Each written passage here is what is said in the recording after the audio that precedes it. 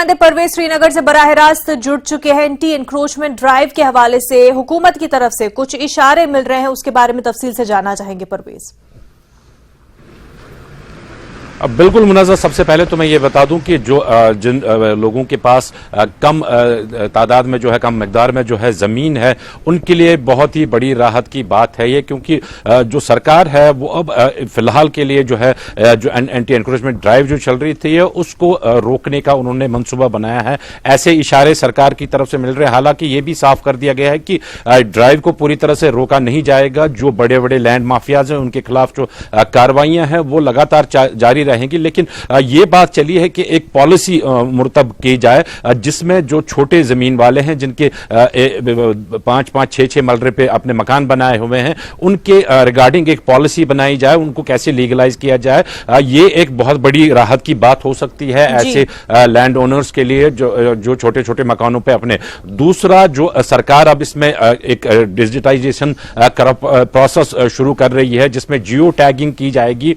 जितना भी लैंड ये रिट्रीव किया गया है, तकरीबन बताया जाता है कि 4.25 लाख के करीब जो है लैंड रिट्रीव किया गया है एनक्रोचर्स में, जिसमें सबसे ज्यादा लैंड जो है वो पॉलिटिकल पार्टीज के सीनियर लीडर्स हैं, ब्यूरोक्रेट्स हैं और कुछ बिजनेसमैन भी हैं जिनसे ये लैंड रिट्रीव किया गया है। और बताया जाता है कि अभी तकरीबन 3 लाख कनाल के करीब लैंड जो है वो अभी भी एनक्रोच्ड है इन बड़ी बड़ी मछलियों के पास। तो उसके जो कार्रवाई है उस हवाले से जो है वो जारी रहेगी, क्योंकि लैंड रिट्रीवल का जो सिलसिला है वो रुकेगा नहीं, क्योंकि इस टाइम सिर्फ इस ड्राइव को इस वजह से रोका गया है कि जो गरीब किसी जगह इसमें पिस जाते थे। आपने देखा कि कुछ जगहों पे कुछ मकान पे बिल्डोजर्स वगैरह भी चलाए गए। तो उसके हवाले से भी सरकार अब ये फैसला कर रही है कि जो इस तरह के मकान जो हैं, जो बुलडोज हुए हैं और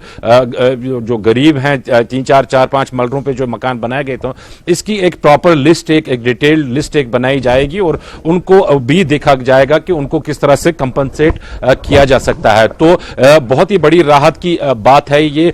जो अब लैंड रिट्रीव किया गया है उसकी प्रॉपर जियो फेंसिंग हो रही है। देखें, फेंसिंग का सबसे बड़ा इश्यू रहता था यहाँ पे, क्योंकि लैंड एनक्रोचर्स के लिए ये बहुत ईजी हो जाता था कि किस तरह से वो लैंड ग्रैब धीरे धीरे 1-1, 2-2 कनाल करके वो लैंड ग्रैब करते थे। लेकिन जब जियो फेंसिंग होगी, उसकी डिजिटाइजेशन फेंसिंग जिसको सरकार ने नाम दिया है, इसका मतलब है कि ऑनलाइन इंटरनेट पे ही आपको सारा रिकॉर्ड जो है वो निकल जाएगा कि कहां से कहां तक घास चराई है, कहां से कहां तक सरकारी स्टेट लैंड है और कहां से कहां तक मिल्कियती जमीन किसकी है। ये सारा रिकॉर्ड डिजिटाइज हो जाएगा। अब हाँ, ये इशारे जरूर मिले हैं कि फिलहाल के लिए जो है एंटी एनक्रोचमेंट ड्राइव को रोक दिया गया है, लेकिन एक पॉलिसी एक मुरतब की जा रही है, कंसोलिडेट एक पॉलिसी की जा रही है, जिसके तहत जैसा कि एलजी मनोज सिन्हा ने भी कहा था कि जो गरीब हैं इसमें उनके साथ हाथ नहीं लगाया जाएगा, उनको टच नहीं किया जाएगा। यही जो लाइन है ये कंटिन्यूअसली पिछले काफी दिनों से जो ऑफिशियल्स हैं यहाँ पे, चाहे चीफ सेक्रेटरी की बात करें या डिविजनल कमिश्नर कश्मीर की बात करें या फिर डीसी श्रीनगर में भी हाल ही एक बयान में कहा था कि जो स्मॉल लैंड ओनर्स हैं जिनके पास 5-5, 4-4 मलरे का जमीन है और उस पर एक छोटा सा मकान उन्होंने बनाया हुआ है, उनके साथ हाथ नहीं लगाया जाएगा, उनके मकान जो हैं वो तोड़े नहीं जाएंगे या बुलडोज नहीं किया जाएंगे। ये एक बहुत बड़ी राहत की खबर है यहाँ, क्योंकि इसके चलते यहाँ पे काफी तजब्जुब था लोगों में। लोग कहते थे कि अगर सरकार एक साइड से कह रही है कि जो कम जमीन वाले लोग हैं उनके साथ छेड़छाड़ नहीं किया जाएगा, लेकिन कुछ जगहों पे जब डिमोलिशन के वीडियो सामने आए तो लोगों में काफी तशवीश था इस बात को लेकर। हालांकि इस बात को अब क्लियर कर दिया गया है कि कोई ऐसी पॉलिसी मुरतब की जाए जो सरकार अभी जिस पे काम कर रही है, जिसके तहत जिनके पास ये लैंड्स हैं उनको शायद मालिकाना हकूक उनके मिलेंगे या किस तरह से वो डिजिटाइज करके उनको मिल देगा। लेकिन ये साफ कर दिया गया है कि उनकी जमीनों के साथ, उनके मकानों के साथ छेड़ा नहीं जाएगा। लेकिन सरकार ने यह भी साफ किया है कि बहुत बड़े जो लैंड माफिया इसमें इन्वॉल्व है, जिसमें पॉलिटिशियंस आते हैं, और ये एक पॉलिटिकल पार्टीज के नहीं है बल्कि तकरीबन सभी पॉलिटिकल पार्टीज के जो लीडर हैं, काफी सीनियर लीडर्स हैं, कुछ एमएलए भी रह चुके हैं, कुछ मिनिस्टर्स भी रह चुके हैं। तो इनके पास जो लैंड है या इनके रिलेटिव्स के पास जो लैंड है, ये बात भी कही गई है कि जो इनके रिश्तेदारों के पास भी जमीन है, कुछ पॉलिटिशियंस ने अपने नाम के बजाय अपने रिश्तेदारों के नाम पे ये जमीनें ली हैं तो वो लैंड भी रिट्रीव किया जाएगा। तकरीबन गवर्नमेंट एस्टिमेट्स के मुताबिक 2.75 लाख कनाल्स ये लैंड अभी रिट्रीव करना सरकार को बाकी है।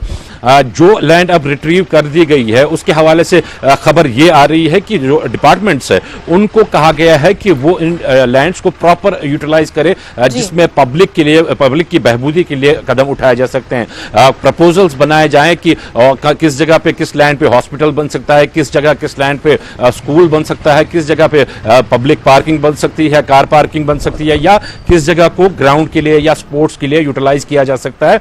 ये चीफ सेक्रेटरी ने हाल ही में एक मीटिंग में क्लियर इंस्ट्रक्शंस दी हैं यहां पे एडमिनिस्ट्रेशन को कि 2023 के एंड तक वो प्रपोजल्स दें और जो ये लैंड खाली कराई गई है एनक्रोचर से, इस पे जो डेवलपमेंट के वर्क हैं जिनमें लोगों का बेनिफिट होगा, लोगों का बहबूद होगा, जैसा कि मैंने कहा हॉस्पिटल या पार्क्स या स्कूल्स वगैरह, उनको तामीर करने का सिलसिला है। उसके हवाले से भी सरकार जो है वो मंसूबा बना रही है। तो यहां काबिल जिक्र ये बात है कि जो गरीब हैं जिनके पास कम लैंड है उनको घबराने की जरूरत नहीं है, उनके लैंड के साथ छेड़छाड़ नहीं की जाएगी। लेकिन जो बड़े बड़ी मछलियां हैं इसमें, जिन्होंने बड़े बड़े जंक ऑफ लैंड्स हड़प कर लिए हैं, उनके खिलाफ जो कार्रवाइयां हैं वो आने वाले दिनों में और तेज की जाएगी। जी मुनज़्ज़ा। बिल्कुल परवेज, अच्छी बात यहाँ पर उन लोगों के लिए जो गरीब आवाम है उनके लिए यहाँ पर बात उठी है कि हालांकि कुछ देर भी हो गई, कुछ लोग इसकी जद में आ गए, लेकिन उनके लिए क्या कंपनसेशन होगा वो आगे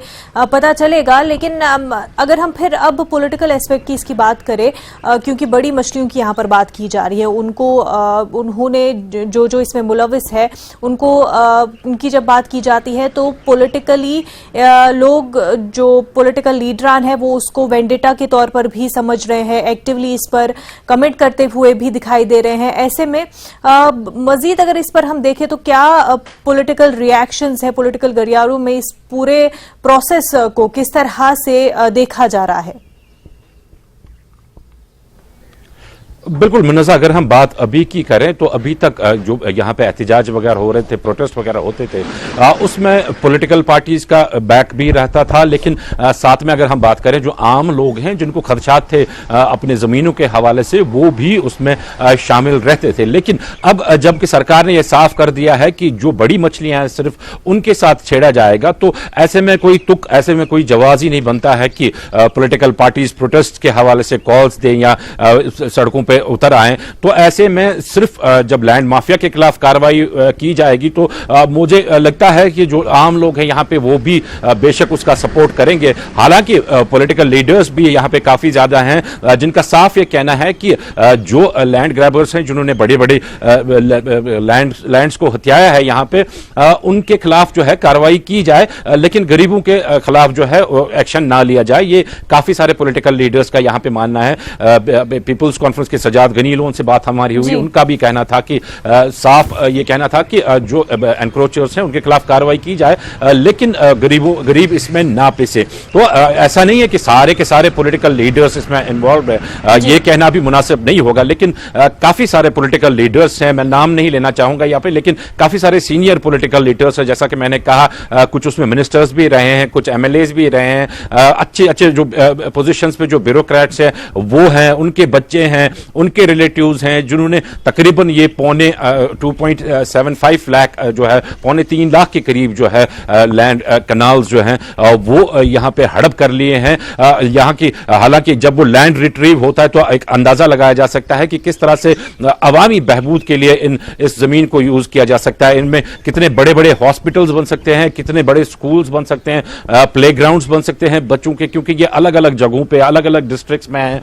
यहाँ कश्मीर रीजन में है, जम्मू रीजन में है, तो एक बहुत बड़ा चंक ऑफ लैंड है वो यहाँ। या जो हम फॉरेन इन्वेस्टमेंट की बात कर रहे थे, जब फॉरेन इन्वेस्टमेंट की हम बात करते हैं तो फॉरेन इन्वेस्टर अगर यहाँ पे आएगा तो यहाँ पे जमीन पहले से ही हड़प कर रखी है। तो ये मुद्दे जो हैं ये सरकार के पास पहले से थे, तो उसी के चलते जो ये ड्राइव स्टार्ट की गई थी और अभी तक काफी कामयाबी मिली है सरकार को इसमें। मैंने जैसे कहा कि 4.25 लाख के करीब जो है एस्टिमेटेड फिगर्स जो हैं कनाल वो अभी तक रिट्रीव कर लिए गए हैं और तकरीबन 3.5 लाख कनाल जो है लैंड है अभी भी बाकी है रिट्रीव करना। जी मुनज़्ज़ा। बिल्कुल परवेज, बेहद शुक्रिया आपका तमाम तर जानकारी।